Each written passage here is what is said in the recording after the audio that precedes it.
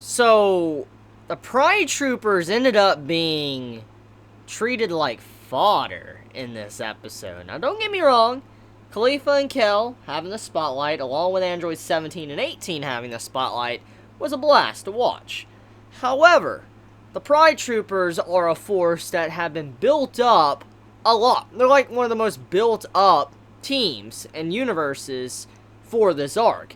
And for to see like half their members just to get wiped out like that, and I'm like, bro, that's such a waste. It really is. I mean, you'd expect all of these characters to get some good development, or at the very least last a very long time, at least towards the end of this arc, instead of getting wiped out like right at the beginning. And to make matters worse, what the Grand Priest said at the end of the episode just concretes the fact that everyone that was knocked out before this episode ended was considered fodder. Poor Krillin own count going up right there, but still, Grand Priest basically told us that the Pride Troopers that got wiped out were considered fodder, and everybody else that was wiped out was considered fodder. And now the True Finders are only going to be the ones left, because they're the ones that's been able to conserve their stamina and survive thus far. But even then, though, the Pride Troopers getting wiped out, I don't know how to feel about that, because when I look at this episode and rewatch it a couple of times, all I see is Ginyu Force 2.0, which is a given. I mean, there's like over like 80 or 90 characters or whatever in this arc. So when you think about it like that, obviously Toei Animation, they don't have all the time in the world to focus on, 90 individual characters. It's not a possibility. It's not. It would take too long, and people would complain. Probably viewership of the series would drop if they tried to focus on characters we never knew about. I could already see it. So basically, it's understandable that some characters will just be off-screen, wiped out like it's nothing. That's a given. I have no problem with that. However, when you build up the Pride Troopers for so long, for so many episodes, like months, and then they're wiped out that easy, especially with the one with, like, the way his eye was in the face, like the metal on his face, I figured that he would at the very least last a very long time, but that wasn't the case. But at the end of the day, the entire half the squad of the Pride Troopers turned out to be the Ginyu Force 2.0. But I'll leave it there for now, okay? I want to drop that. Let's just talk about some good stuff about this episode. 17 and 18. So, I am a big fan of 17 and 18. One of my favorite moments of Dragon Ball is 17 and 18 when they're introduced in the series. And my favorite movie of all of Dragon Ball is The History of Trunks, when we see the future and what happens to Trunks' timeline when the androids attack and kill everyone. That is like my favorite Dragon Ball movie, besides Bardock. I love the Bardock movie. That's a very good movie. However, I think the History of Trunks movie is by far one of my favorites because it was just so dark. It was a different take on the Dragon Ball universe, because everything we've seen from Dragon Ball up to that point, yes, there was some dark moments, but we never saw something that dark because all of humanity was dead. The Dragon Balls, they're gone.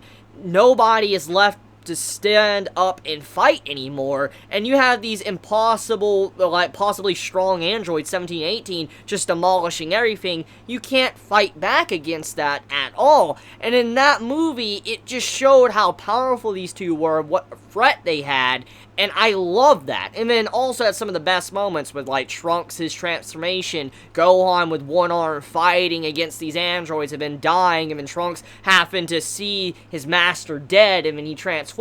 Just some really epic moments. And I've always been a fan of these two characters since their introduction when I was a kid watching them.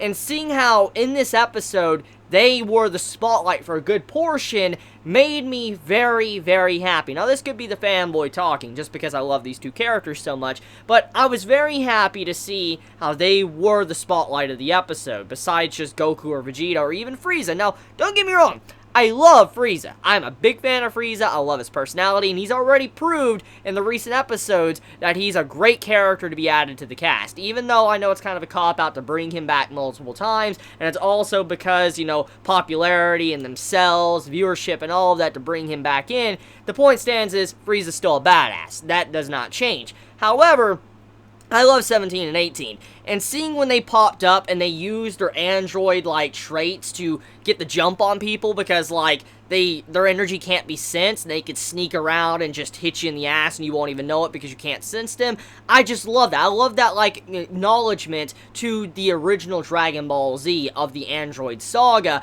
and the way those two were working together when they were fighting at first, you could see the way their interactions were with each other, that it was very similar to how the androids of 17 and 18 in the future Trunks timeline, how they interacted with fighters. For instance, when they were fighting Trunks or Gohan, when 18 and 17 were fighting in this episode, is very similar to that. Like the way they were kicking, the way they were fighting together, the way they were using energy blast, just very cool shit. And I do like how they were just looking at each other and they knew what each other was thinking at a given moment. Like when 17 looked at 18 and, you know, 18 just walked off and left. Like she didn't even need to hear any words or anything. She understood her brother and she left because they were just such a good pair and they know how to fight with each other. That's something I've been looking forward to seeing since I heard that 17 was going to be a part of the Tournament of Power. So seeing this happen makes me very pleased.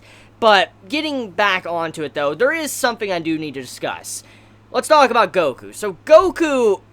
Oh, okay. This man keeps making mistakes, and there's two things that need to be said here, okay? It's been a big thing that's been popping up constantly in Dragon Ball Super, and even the movies. The Battle of Gods, and also the Resurrection of Frieza. Goku has a problem to where he lets down his guard. It was the big reason why Goku got shot in the Resurrection of Frieza arc. He got shot because he let his guard down, he got too cocky, he got wrecked for it. And this has been an ongoing thing constantly popping up in almost every single arc. Goku is always letting his guard down. He's always, you know, letting his guard down, and he's getting wrecked for it because he just underestimates people or he gets cocky, whatever. And in this case, in this episode, he lets his guard down, he gets wrecked. 18 walks up, it's like, stop letting your guard down. And, okay, I'm glad that they're trying to be consistent with Goku and showing that he has a problem with letting his guard down.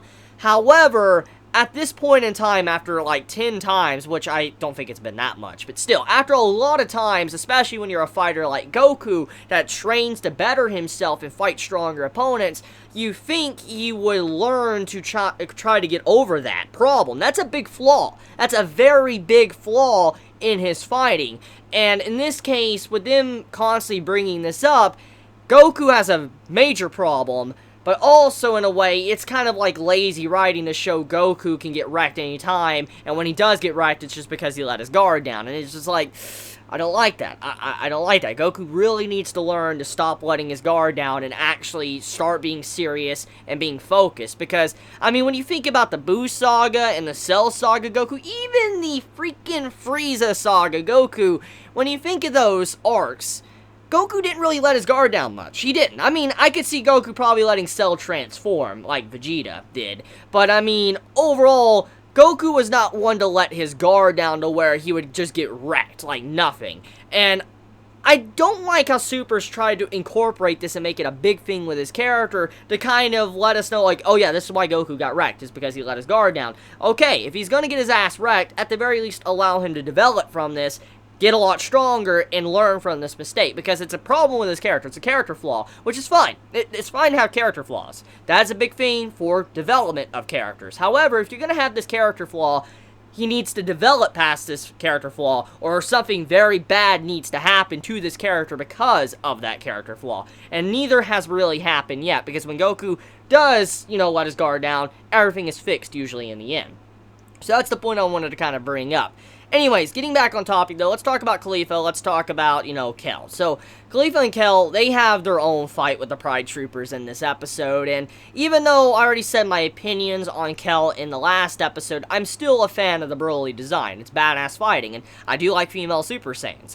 I'm a fan of that, I'll be honest, I'm not even gonna deny it. And seeing how they were fighting together, and seeing how Khalifa was standing up and fighting for Kel and protecting her, it was a very wonderful moment. It was honestly one of the highlights of this episode besides 17 and 18, because I just like seeing how the relationship between these two characters are. It adds a little bit more depth to them besides just like, oh, this is my, like actual student, someone that is, trying to get up to my status. It wasn't just like a simple relationship in this episode. A little bit more of the relationship was dived into and showing that Khalifa, she has a lot of respect for Kel. She's not necessarily jealous that Kel has this power, this transformation. She's not even jealous that Kel is stronger than her. She's very proud and happy as like an older sister, and that truly made me happy because it's very distinct and very different compared to Vegeta and Goku's relationship. Because when you think of Vegeta, when you think of Goku, it's a rivalry. They've been fighting each other since the beginning of Dragon Ball Z.